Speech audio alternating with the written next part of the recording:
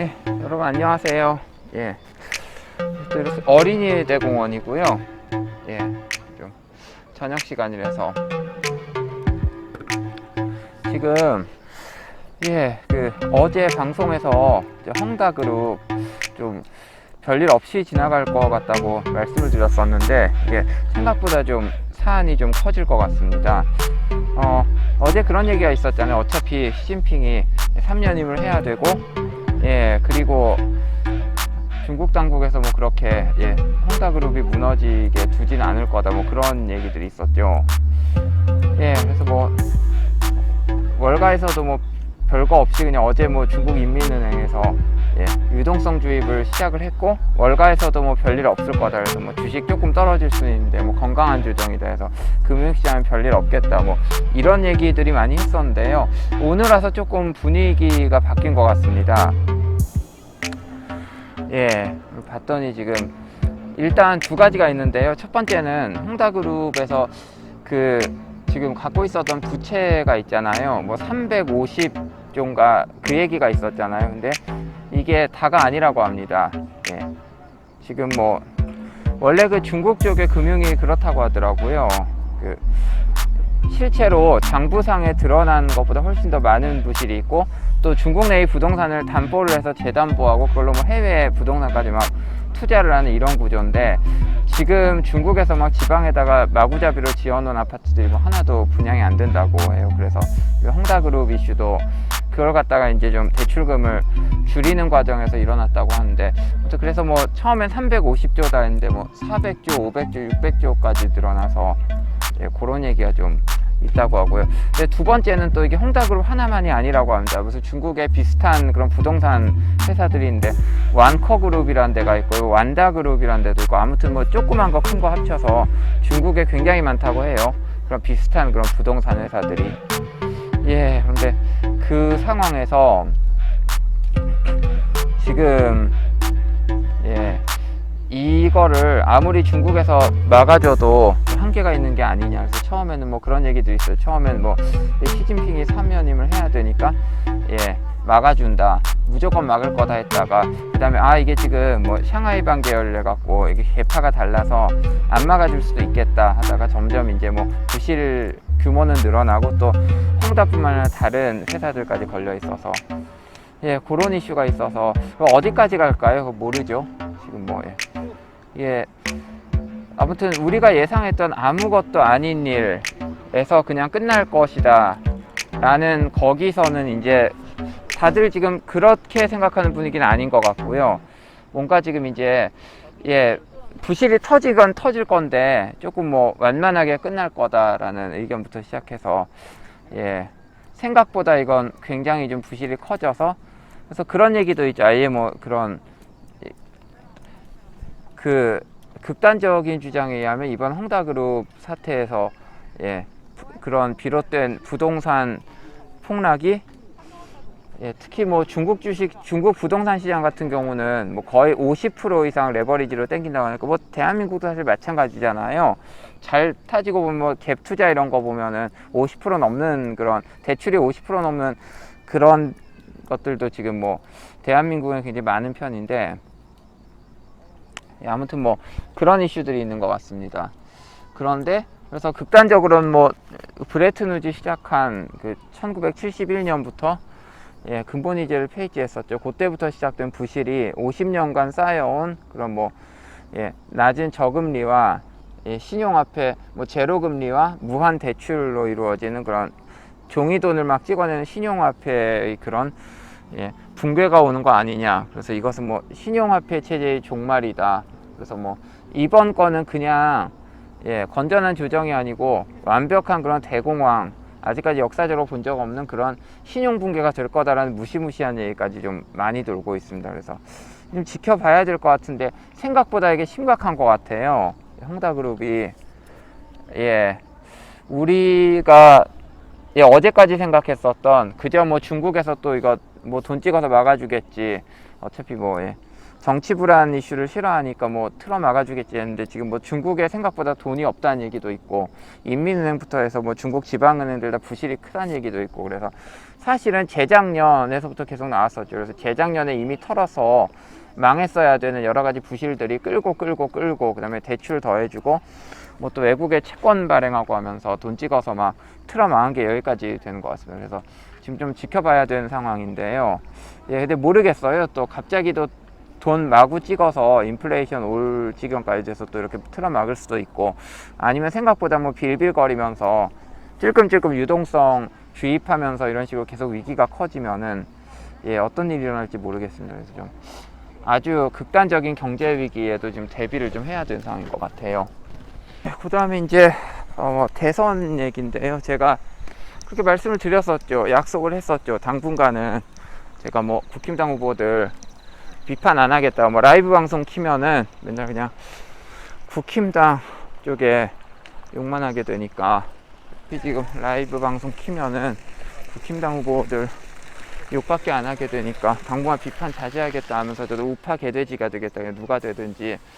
누가 되든지 그냥 뭐 윤이 되든 홍이 되든 누가 되든지 그냥 저도 개돼지처럼 그냥 예, 조용히 하고 그냥 찍겠다라고 말씀을 드렸는데 그걸 못 하겠어요 지금. 예. 그리고 그 화천대유 사건으로 드러났죠. 봤더니 이게 뭐 그냥 단순한 그런 비리 사건이 아니고 단순히 뭐 이게 처음엔 이재명 지사 쪽에 연관된 의혹으로 시작했었지만 봤더니 뭐 법조계 쪽에 뭐 전 무슨 대법원 전 뭐 대법원장이니 무슨 그런 뭐 특검 웬만한 그런 지금 거물급들이 다 걸려 있는데 이거 봤더니 그냥 여당 야당 법조계 언론 다 엮여 있는 것 같아요. 물론 돈으로 어마어마한 돈으로 엮여 있습니다. 그래서 이게 지금 그때의 부정선거권도 왜 이렇게 안 밝혀지나 했더니 지금 그런 것 같아요. 너무 이게 싸그리 다 엮여 있었어요. 여당 야당 다 한패에다가 죄다 그냥 같은 편입니다. 언론, 여당 야당, 법조계, 뭐 선관위, 뭐 검찰 여기 다 같은 편이었어요. 알고 봤더니 그렇게 돌아가다 보니까 뭐 이게 제대로 진실이 밝혀질 리가 없죠. 그래서 지금 우리가 지금 뭐 그런 상황에 와 있는 것 같습니다. 그래서 저도 그래서 좀 확신이 들었습니다. 이게 지금 내가 아무래도 이상했는데 그때 전당대회에서 떨어지는 게 말이 안 되는데 떨어진 게 이상했었는데 그렇다고 사실은 뭐 굳이 뭐 이렇게 개표자까지 해갖고 청년 최고위원 뭐 별것도 아닌데 사실 그쵸. 야당 청년 최고위원 별것도 아닌데 그렇게 굳이 뭐 떨어뜨릴 이유가 있었을까라고 생각을 했었는데 제가 지금 생각해봤을 때 그렇습니다. 제가 그걸 건드렸었죠. 가장 건드려서는 안 될 전자개표기를 건드렸었죠. 수개표 공약을 제일 먼저 냈던 게 접니다. 그래서 그때 내가 혹시 떨어진 게 수개표 공약과 관련이 있는 게 아닌가 하는 그런 생각이 들어서 이거 그러면은 뭐 나 같은 경우도 그렇고 뭐 당내 경선이고 총선이고 대선이고 나 같은 사람은 100번 나가면 100번 떨어지는구나 해서 뭔가 지금 이게 이 거대한 카르텔 뭐 여당 야당 정치권 법조계 선관위 대법원 검찰 무슨 뭐 싹 다 걸려있는 이런 거대한 그 기득권 카르텔이 있는데 나 같은 사람은 뭐 아무리 해봤자 이게 안 되겠구나 생각이 들었습니다. 그래서 뭐 나랑 그렇게 돌아가고 있는 것 같아요. 그래서 정권 교체도 의미가 없고 지금 뭐 다들 정권 교체 하는데 보면 볼수록 전혀 의미가 없는 상황으로 지금 접어들고 있죠. 그래서 뭐 게다가 정권 교체 쇼 그냥 여기다가 맞춰서 춤이라도 춰주려면은 우파게 되지 행세하면서 일부러 속아주고는 싶은데 후보들이 너무 한심해요 지금요. 야권 1위라는 윤석열 전 총장부터 시작해서 뭐 홍준표 전 대표 토론해 보니까 참담하더라고요. 홍준표 전 대표는 괜히 또 조국 옹호하다가 안 맞아도 될 매를 지금 걸고 있고 그래서 사실상 되게 힘들어졌고 윤석열 전 총장도 만만찮게 또 그 박정희 대통령 생가 가서 괜히 방문했다가 욕먹고서 막 그러고 앉아 있습니다. 그래서 이런 사람들이 그래서 일부러 바보들을 띄워줘서 언론에서 일부러 바보들을 여론조작이나 그런 뭐 여론조사라고는 하는데 실제 여론조작이죠. 그래서 여러 가지 그런 방법들을 통해서 언론에서 여론조작을 통해서 이렇게 좀 진짜 아닌 사람들만 띄워줘 갖고 그들끼리 싸우는 모습을 연출한 후에 그 중에 아무나 그냥 왜 어차피 본체는 A 후보를 찍어도 B 후보를 찍어도 C 후보를 찍어도 D 후보를 찍어도 결과는 같고서 몸통은 하나 같이 해먹고 그래서 물밑에서는 누가 대통령이 되더라도 그냥 아무런 상관없이 그냥 물밑에서는 같이 해먹는 이런 게 연출되는 게 아닌가 하는 그런 생각을 하게 됩니다. 그래서 이제 좀 깨달음을 얻었어요. 그래서 언제까지 이게 계속될 것이냐, 당분간은 계속될 것 같습니다. 국민들이 아직도 윤석열 만세하면서 정권 교체 외치는 거 봤더니 그냥 계속될 것 같아요. 이런 걸. 그리고 뭐 정권 교체라고 믿고 또 거기 덩달아서 깨춤 추고서 우파니까 뭐 윤석열을 찍자, 제대로 뭐 국힘당이 되면 정권 교체다. 미워도 다시 한번 마음에 안 들어도 찍자 하는데 마음에 안 들면 사실 찍지 말아야죠. 그쵸? 근데 돌아가는 거 봤더니 배우들이 어설프게 여당 야당 나눠서 싸움을 하는 척 하면서 사실은 한 부류면서 화천대유 사건에서 보다시피 사실은 한 통속이면서 어줍지 않게 싸움하는 모습이 연기들이 너무 서툴러요. 이제 갈 때까지 갔구나.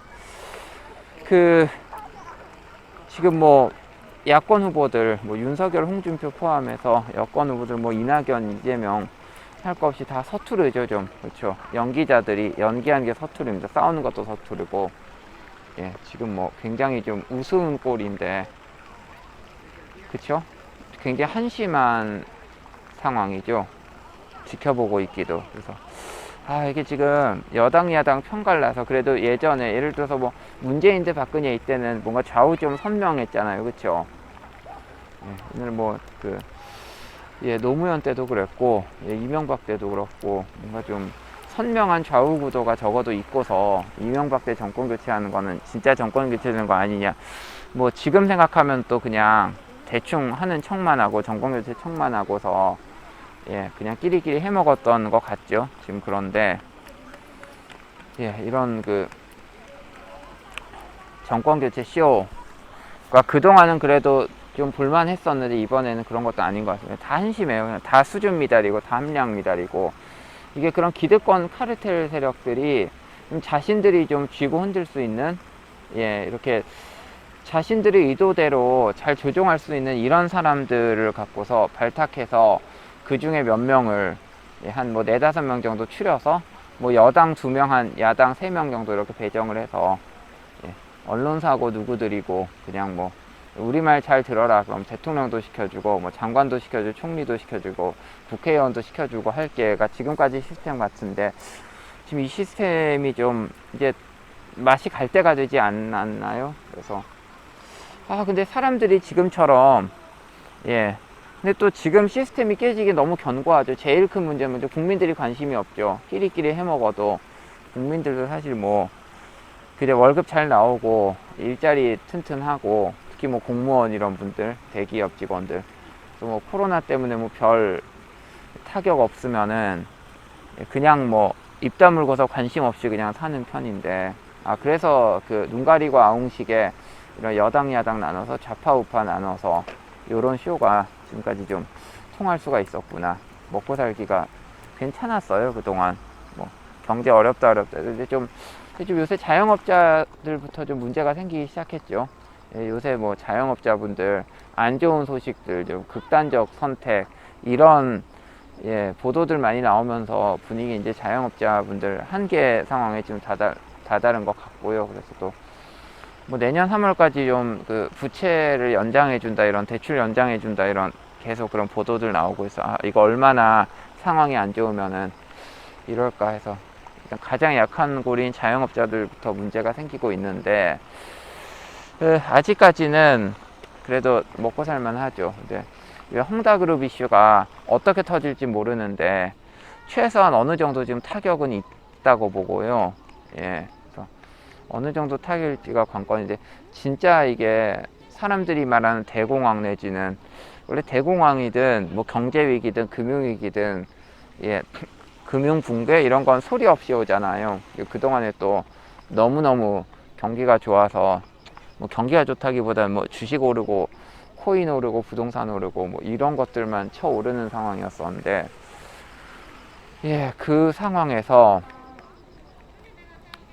그동안에 좀 곪고 했었던 부실들이 이번에 만약 확 터진다면은, 그럼 그때는 진짜 사람들이 좀 굉장히 위기가 오겠죠.